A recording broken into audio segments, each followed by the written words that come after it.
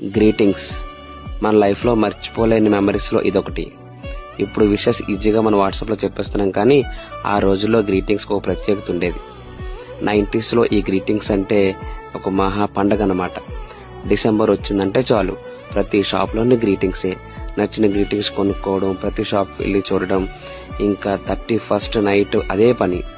ఆ greetings cut చేసుకోవడం, కవర్లో పెట్టుకోవడం అన్ని రెడీగా పెట్టుకునే వాళ్ళం.